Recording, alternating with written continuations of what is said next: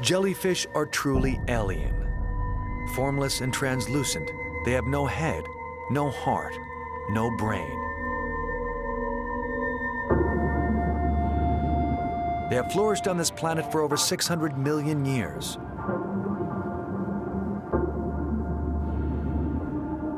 But they are as mysterious as the great ocean depths.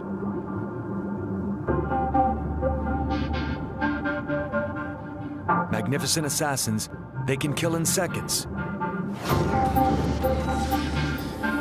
and invade en masse. Dangerous jellyfish occur everywhere, absolutely everywhere. And yet, these terrifying creatures could also be our salvation. Unlocking the secrets of cancer, aging, and genetic disease. And in astonishing new research, scientists have discovered that these primeval creatures may even hold the promise of eternal life.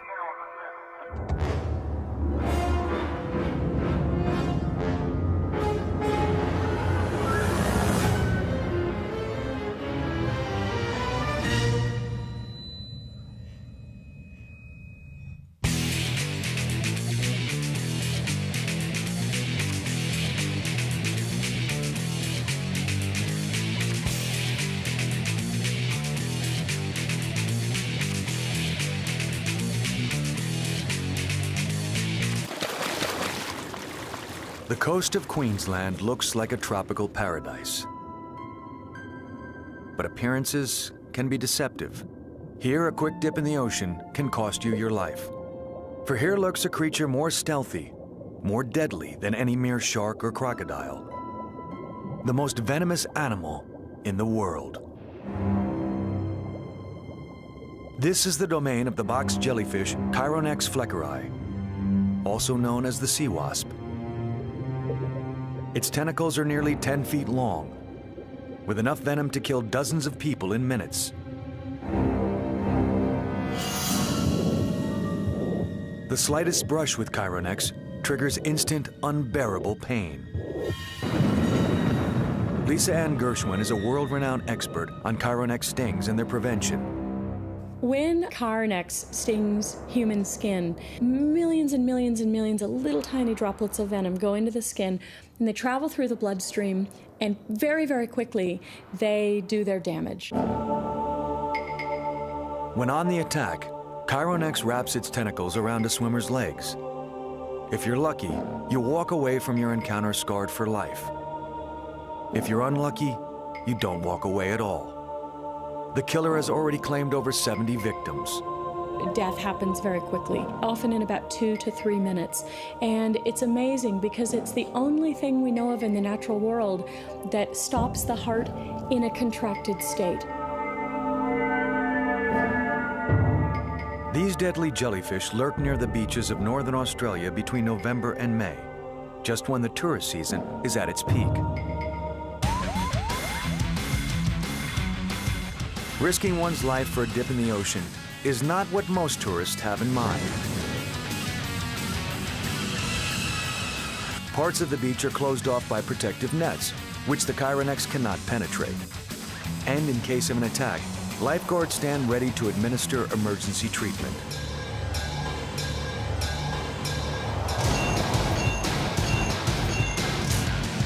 Okay, so with the first aid, the first thing we would do, of course, is douse the stung area with vinegar.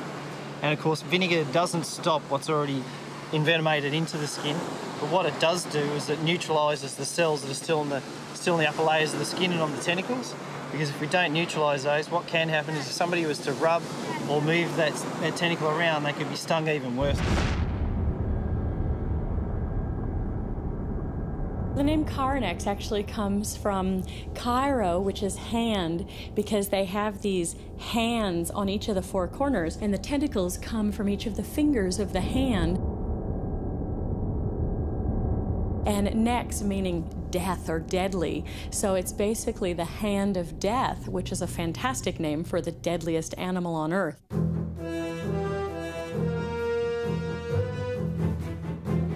Chironex fleckeri is named after Dr. Hugo Flecker, who first identified the species after it killed a 5-year-old boy in the summer of 1955. Once the killer had come to light, biologists at Melbourne's Commonwealth Serum Laboratory set about creating an antivenom. They injected rabbits with small doses of venom until they became immunized, and then isolated the antibodies. The resulting antivenom can save lives, but only if it arrives in time. I've heard people say, oh, it's okay, if I get stung, I'll just get the antivenom. But they don't realize that it takes minutes, some number of minutes, to deliver the antivenom to the patient and for the antivenom to go through the body so it can work. But the time of death is 2 to 3 minutes. So if it takes 15 minutes to get the antivenom and you're dead in 2 minutes, you can't rely on the antivenom. You have to actually prevent the sting. Chiron X isn't intentionally aggressive towards humans. In fact, it tends to avoid contact with interlopers. But its long tentacles can't differentiate between swimmers and prey animals.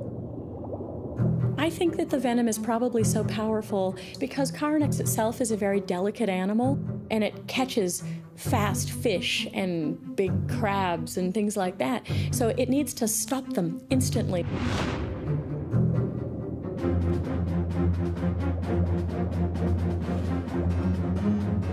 Not only is its toxin super deadly, Chiron X has a remarkable delivery system. Its tentacles are covered with millions of venom-filled capsules called nematocysts, each only a few thousandths of an inch long. Die Nesselzellen sind letztlich ein. Nematocysts are truly one of nature's wonders. Wenn wir uns anschauen, wie die Nesselzellen. And if we look closely at how the nematocysts really function in order to catch a prey, then they seem even more marvelous. Ist das nochmal ein Wunder. The nematocysts have extremely sensitive hairs which stick out from the surface. At the slightest contact, they launch a tiny harpoon, which pierces the flesh and delivers the poison directly into the victim's bloodstream.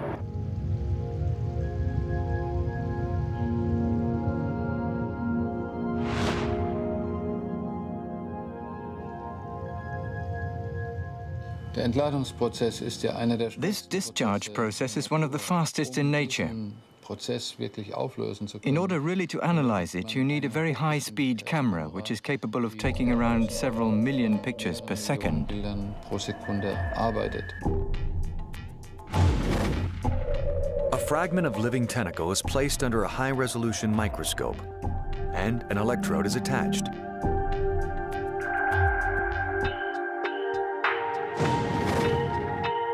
Artificially triggering the nematocyst to action.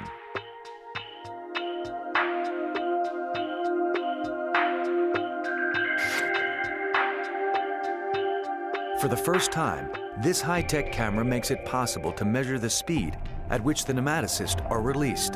Wir haben herausgefunden, dass We have discovered that the critical phase of discharge, the release of the harpoons, happens in an incredibly short time, just 600 nanoseconds. Nanosekunden abgeschlossen ist. In other words, in just 600 billionths of a second, millions of tiny harpoons will lay siege on their target. Das bedeutet, dass in dieser kurzen That means Zeit that within this tiny time frame, they attain phenomenal acceleration. Beschleunigung ist in der Größe An acceleration roughly in the order of 5 million Gs. 5 Millionen G 5 million Gs means 5 million times the Earth's gravity. Erdanziehung. That's over 100 times the acceleration of a bullet traveling down the barrel of a rifle. Diese enorme Beschleunigung braucht This enormous acceleration is necessary because the mass of the capsules is infinitesimal. gering ist. Diese winzige Masse muss nun This tiny mass must be projected incredibly fast in order to produce a sufficient impact at the point where the harpoons hit their prey. erzeugt wird. Faced with such a powerful bombardment, there's no chance for escape. Once the prey has been paralyzed, tentacles carried to the jellyfish's mouth, where it is digested in the gastric cavity. a simple pocket which serves as a stomach.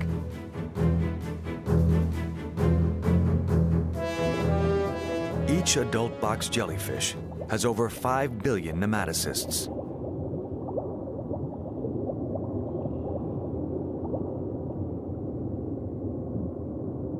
And no one wants them rubbing up against any more innocent victims. To that end, Australian authorities are trying to gain a better understanding of Chironec's behavior. Scientists Matt Gordon and Teresa Carrette are carrying out a study to help predict when and where killer jellyfish are likely to strike. Chironec's fleckeri is a coastal species. Rarely do you find them more than a couple of 100 metres from the coastline. And more specifically, it's sort of those shallow, sandy, nice, calm beaches that people themselves want to go and swim at, that the box jellyfish seem to like the most. To carry out their research, the scientists have no choice but to swim with the enemy. They are wearing diving suits that are thick enough to block the stings, but you can never be too careful.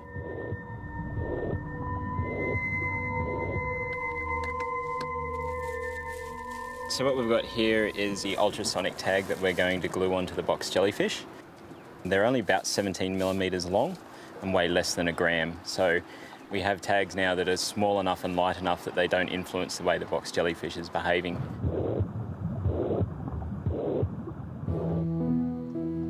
Now they just have to catch a jellyfish. Since Chironexes are practically transparent, this is no easy feat. When the scientists see one, they have to act fast. The one over there? Yep. Chironex's body isn't poisonous. As long as they avoid any contact with the tentacles, the scientists can manipulate these killers with their bare hands.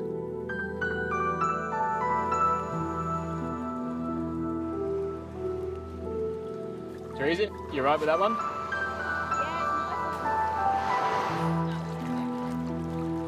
In fact, they prefer to take the risk of not wearing gloves, because if a bit of tentacle became stuck to the glove, they could accidentally touch their faces and sting themselves.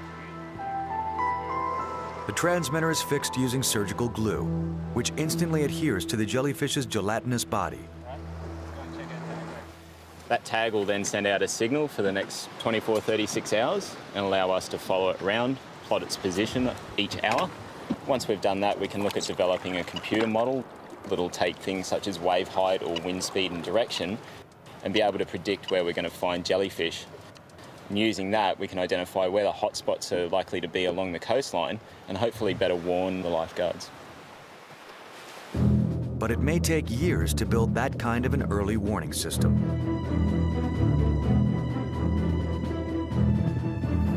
In the meantime, the physical barrier of the safety nets keeps the box jellyfish out. But some poisonous drifters have a way of sneaking in. If you've tried more than once to quit smoking, you know it's a challenge that's not for sprinters. If only you could manage to stay on that quitting road. Discover prescription Chantix. The Chantix approach is twofold: a non-nicotine pill with a program. The pill helps keep nicotine from reaching key receptors in the brain. It can effectively reduce that urge to smoke. And should you slip up, keep trying. Reach out for support.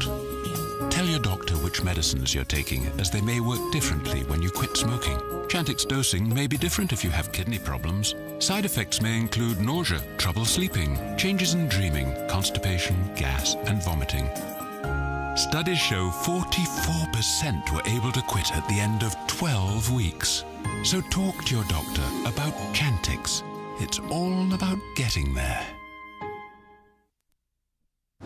There's one person who won't be hitting the beach today. For Sue Braywood, it holds some terrible memories. We were holidaying in Port Douglas, and it had been quite a hot day, so we went down to the beach. We swam in the Stinger enclosure because we felt that that was a safe place to be. And I felt like a bite on my lower arm, just like an insect bite. And stood up out of the water and had a look, couldn't see anything, so got back down into the water to swim. 20 minutes later, the full impact of the sting hit her like a freight train. With the pain, it just felt like every muscle in your body was just in a really severe cramp. Then the stomach cramp started, chest pain, and then quite profuse vomiting. This is all in the space of 2 or 3 minutes. And profuse sweating. You could actually just see the sweat dripping off me.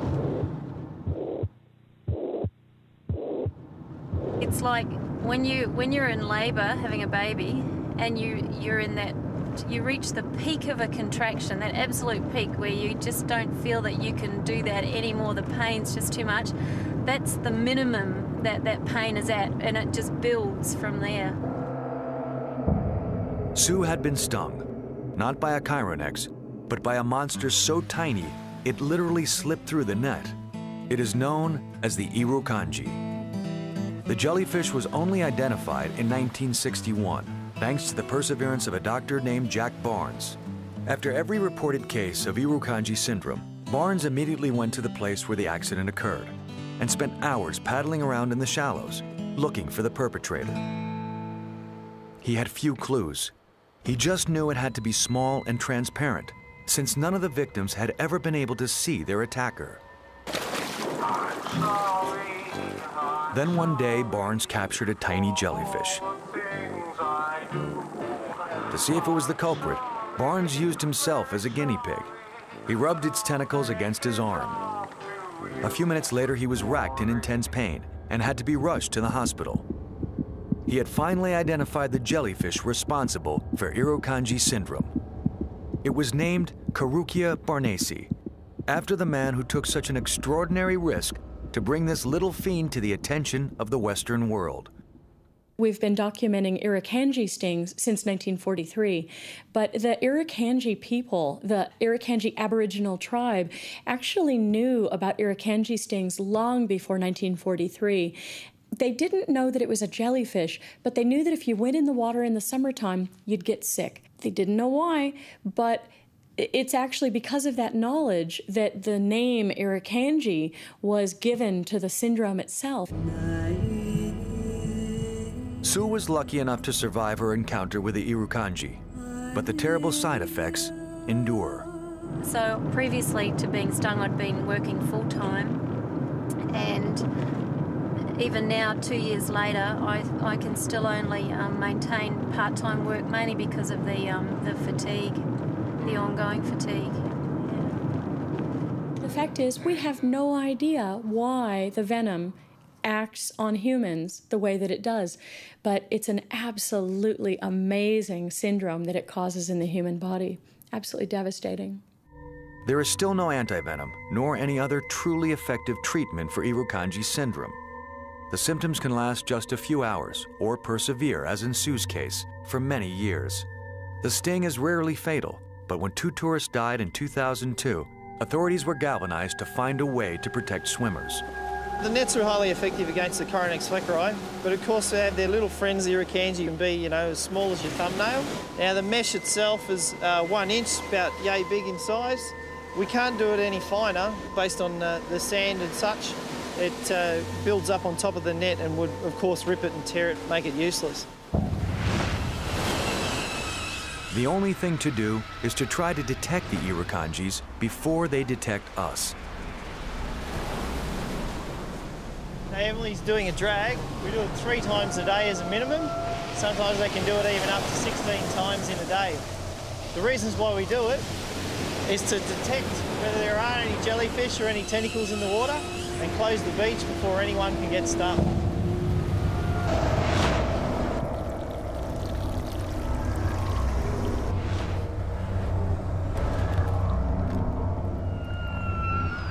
The reason why we're looking in the bucket is because we need to look for the animals carefully because they're clear and they're small, and we use the white because we can see their shadows onto the white.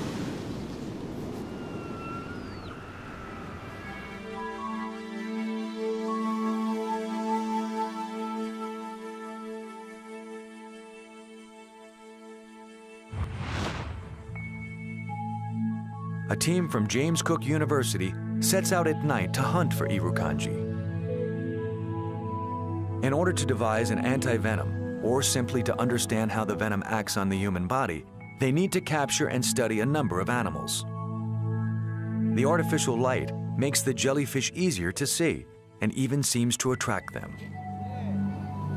Ugo, can you please bring him the bowl?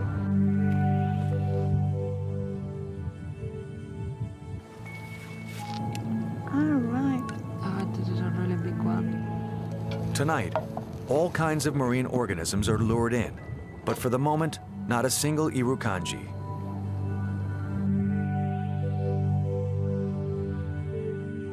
What's this? This is a this is a yeah, you're right, it's a hydra. This one and the one in the bottom, it's not a box jelly. It's also a little bit toxic, but it will never kill you.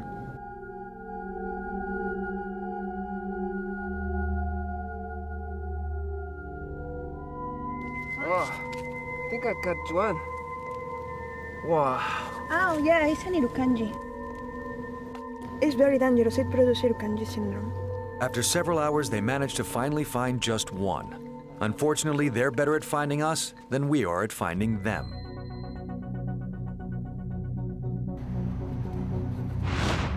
Back in the laboratory, there's a plan underway to produce irukandji antivenom artificially. The idea is to use cloning technology to generate large quantities of venom, from which antivenom could be easily derived. But until this technology is perfected, no one is safe from irukandji or any other stinging jellyfish that may be floating our way. A lot of people think of jellyfish as maybe only an Australian problem, or maybe only in the tropics, or whatever. People have their own notions of where the jellyfish are. But the reality is, dangerous jellyfish occur everywhere, absolutely everywhere.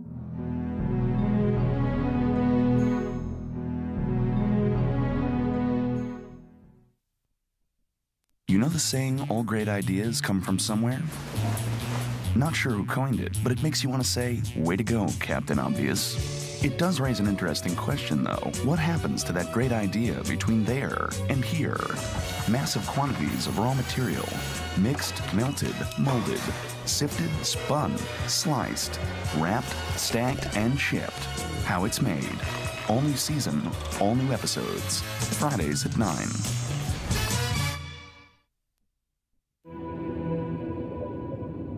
So far, over 1,000 different jellyfish species have been identified, but it's believed there are many more as yet unnamed.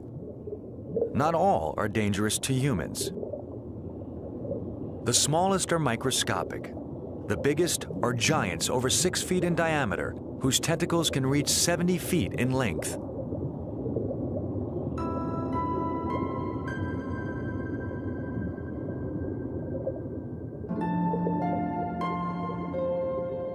The family of jellyfish includes astonishing diversity of sizes, shapes, and behaviors.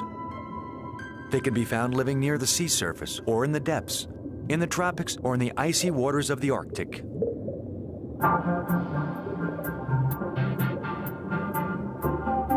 Jellyfish don't mate. Rather, males release spermatozoids which float in the currents. Some encounter female egg cells and fertilize them.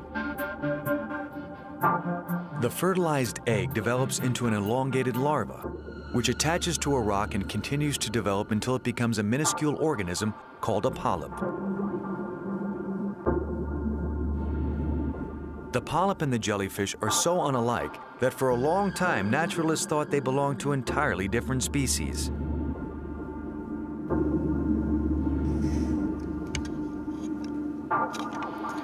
What we're looking at right now is a polyp. These polyps are very small. They're like about 2 or 3 millimeters long. They have a central mouth surrounded by tentacles, which they use for catching prey. These animals are predators. They're carnivores. They feed on zooplankton.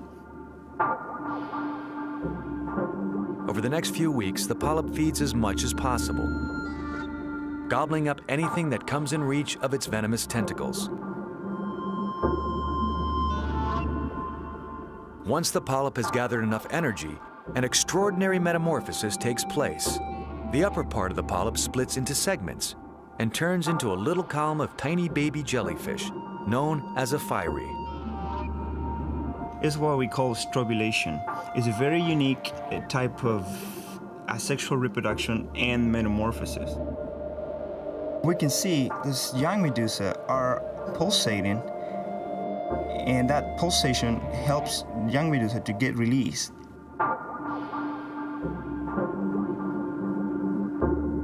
All the Ephyrae liberated by a single polyp are clones, absolutely, totally identical twins.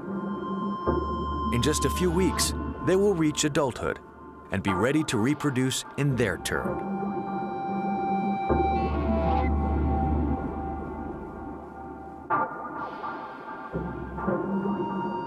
After the phyrae got released from one polyp, that polyp can just grow tentacles again and stay as it is, or develop more polyp by sexual reproduction. And actually, those polyps are gonna be able to strobulate next season, next year.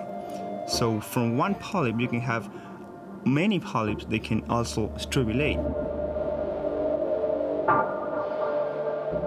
The tiny polyps fixed to the seabed go on secretly multiplying. But if the conditions are favorable, they may start to produce jellyfish simultaneously. Thousands of them can be born all at once. The scene is set for a jellyfish invasion.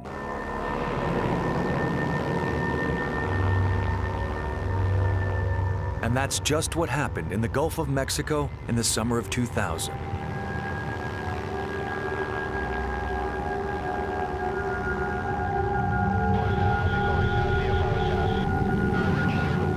In a few weeks, some 10 million jellyfish of an unidentified species suddenly invaded the southern coast of the United States.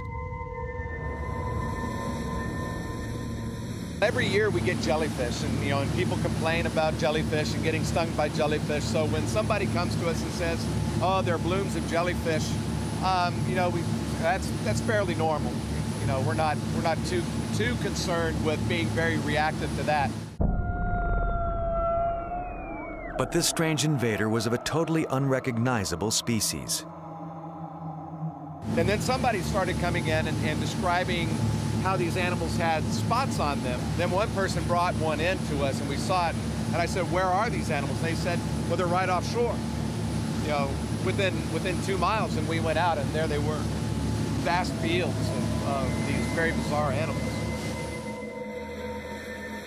The jellyfish were quite large and covered in white spots. Fortunately, they were not dangerous to humans. But identifying the species proved to be a real conundrum.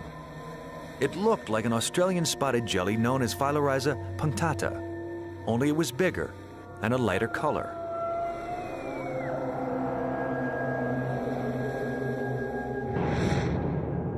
In his research, Monty discovered there had been invasions of spotted jellyfish in other parts of the world. They had been found in the Mediterranean, Brazil, Hawaii, and Puerto Rico. But each time it appeared, the jellyfish had modified its size and color, adapting to the environment in which it found itself. So if this was the Australian spotted jelly, how had it managed to travel halfway around the world? Perhaps it used a mode of transport often favored by invasive species, hitching a free ride. It's been shown for quite a long time that international shipping can translocate animals around the world. One way is by taking in ballast water. They take in ballast water from one area in order to balance the boat. They drop it in another area, and whatever is in that water gets moved along wherever the ship is going. And there have been numerous examples of animals that have invaded and become pests that were translocated by shipping. In the case of Phylloryza, Australian spotted jellyfish, it's thought that they infested the sides of boats, in other words, hull fouling, and they were brought to another place, and that was the way they were translocated. But 10 million jellies didn't all stow away on the same boat. Probably only a few individuals were transported in this way, and then, once they had reached their destination, may have started to reproduce feverishly. And where they'll stop, no one knows for sure. tried more than once to quit smoking, you know it's a challenge that's not for sprinters. If only you could manage to stay on that quitting road. Discover prescription Chantix. The Chantix approach is twofold. A non-nicotine pill with a program. The pill helps keep nicotine from reaching key receptors in the brain. It can effectively reduce that urge to smoke. And should you slip up, keep trying. Reach out for support. Tell your doctor which medicines you're taking, as they may work differently when you quit smoking. Chantix dosing may be different if you have kidney problems. Side effects may include nausea, trouble sleeping, changes in dreaming, constipation, gas, and vomiting. Studies show 44% were able to quit at the end of 12 weeks. So talk to your doctor about Chantix. It's all about getting there.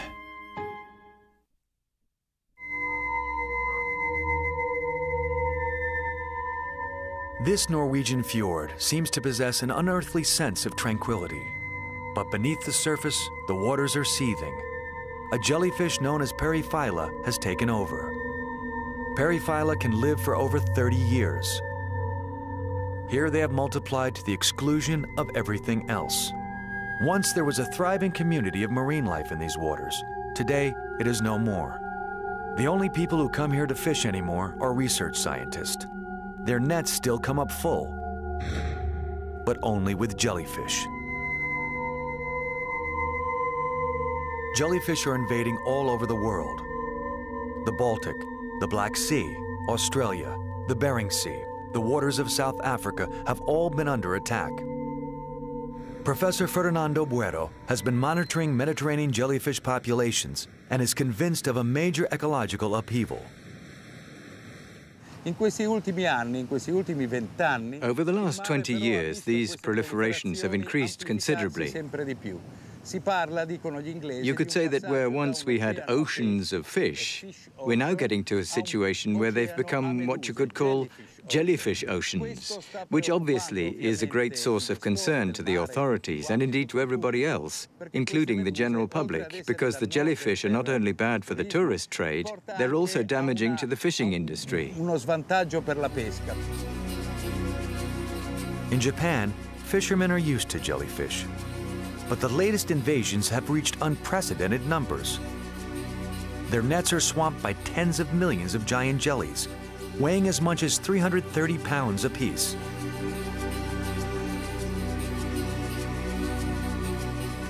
It is thought that overfishing is partially to blame. When fish are removed from the ocean, jellies take over their food supply, and the population expands. Making matters worse, these growing hordes eat fish eggs and fry, depleting fish populations still further.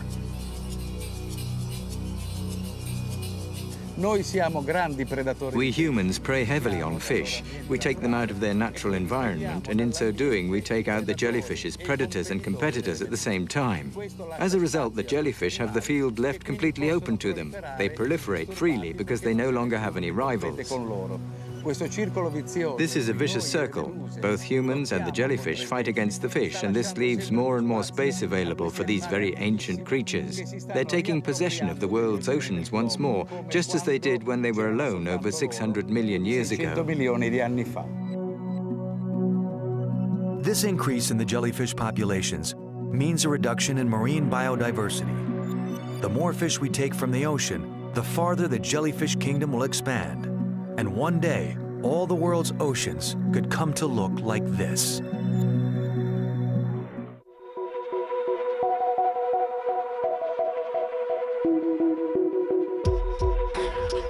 Every year, hundreds of dead jellyfish wash up on the beaches of Brittany in northern France.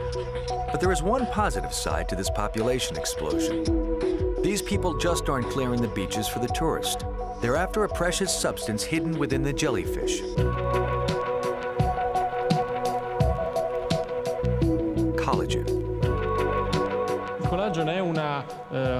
Collagen is a complex protein which makes up 1/3 of our body tissues. It's like a cement which binds together all the different kinds of cells. Collagen composes 75% of our skin. Once harvested, the jellyfish are washed, then mashed up. After a long purification process, fibers of pure collagen can be extracted. 100 pounds of jellyfish will yield less than an ounce of this precious substance. In man, there are at least 13 different types of collagen. There's a particular type of collagen protein which we find in jellyfish and which has the same characteristics as human collagen. That's why we are now using collagen extracted from jellyfish to fight rheumatoid arthritis, because it seems to provoke fewer allergies. Also, that means that the risk of rejection is lower than with collagen derived from bovines.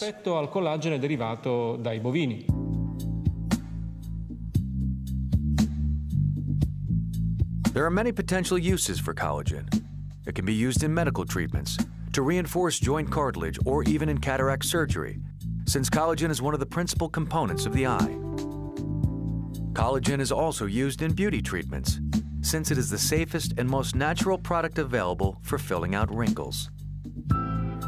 But something better could be swimming along soon, because there is a tiny jellyfish living in the Mediterranean which could well possess the secret of eternal youth. The Turritopsis is only a fraction of an inch in diameter, yet it is capable of a feat quite unique in the whole of the animal kingdom. What is so special about this jellyfish is its ability to overturn a fundamental principle of biology, which says that life works in one direction only, that is, from birth through to death. This jellyfish is capable, at least for a brief period of its life, of going backwards in the life cycle, passing from the stage of adult to an earlier stage, that of the polyp. If an adult Turritopsis lacks food, or if the sea temperature drops, the jellyfish lets itself fall to the bottom of the sea, as if it were dead. There, a total metamorphosis begins. The creature's organs and muscles disappear, and in a few hours its whole body melts until it is no more than a pile of indistinguishable cells. Then, this shapeless mass begins to reorganize itself, little by little. Branching limbs start to grow and give birth in a few hours to a new polyp.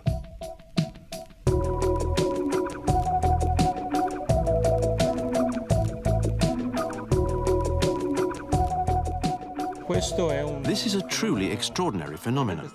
It's as if there were a butterfly capable of reversing its life cycle, of going backwards and turning itself into a caterpillar again.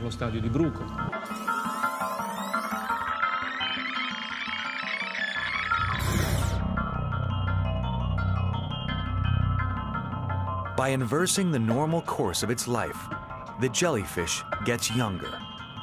In theory, the process can repeat itself indefinitely, making the Turritopsis virtually immortal. What is probably most extraordinary in the transformation of the jellyfish into a polyp is the change that the cells of the jellyfish can undergo. Normally, a cell develops for a particular function, is destined for a precise form, and must only perform this one function.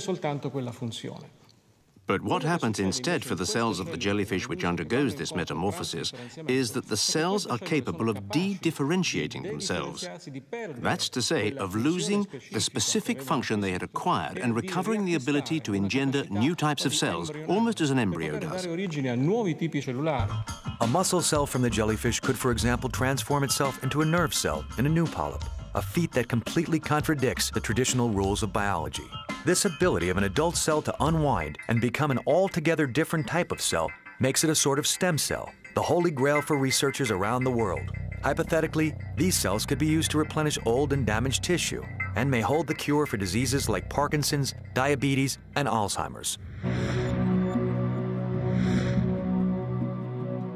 One of Turritopsis' close relatives may also open up new possibilities for stem cell research.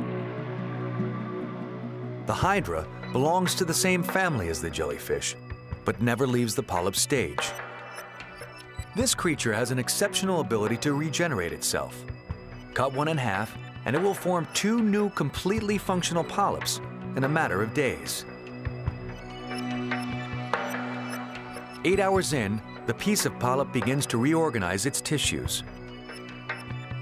After 32 hours, tentacles begin to grow. And after 72 hours, the polyp recovers its initial form. It's fascinating because this same tissue, which before was part of a trunk, now develops a foot on one side of the cut and a head on the other. Even more astonishing, when the hydras are mashed up into a soup of cells, they can still reform into a whole and perfectly viable polyp within a few days.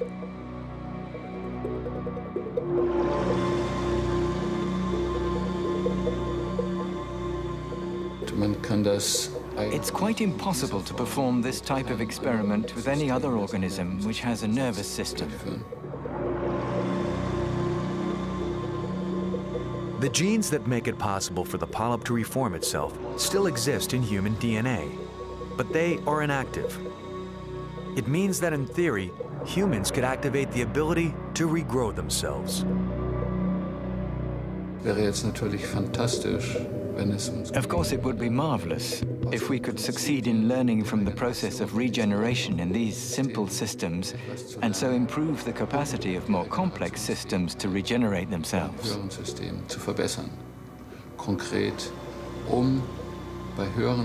In practical terms, the aim would be to improve the process of tissue and cell regeneration in mammals, in humans. Research on the regenerative gene could lead to a new avenue of stem cell research, one that doesn't rely on human embryos. But regeneration isn't the jellyfish's only dazzling contribution to genetic science. In addition to their regenerative properties, jellyfish have revolutionized medical research with another mysterious property, the ability to create light.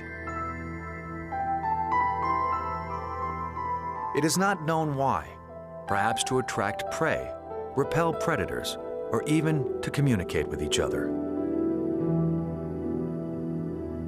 In the 1960s, American biologist Osamu Shimomura started to look more closely at this phenomenon. He studied one particular little jellyfish called Iquoria, which produces a faint green light. What he discovered proved to be a radical new tool for scientists, which allows them to light up and study the cells and structures that interest them in every living thing.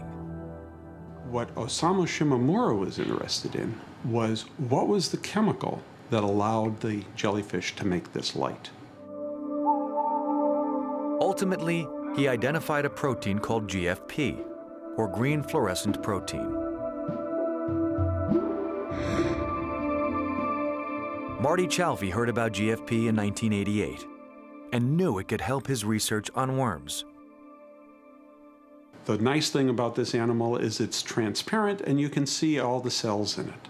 Well, if we were able to light up a particular cell,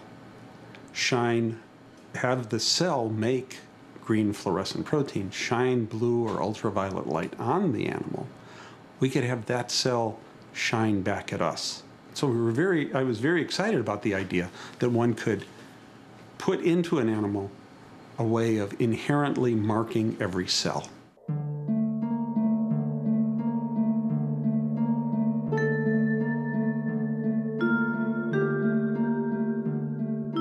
Marty Chalfie and his colleagues started by putting light into the simplest of all living organisms, bacteria. In the months that followed, Marty and his team managed to create the first fluorescent worms.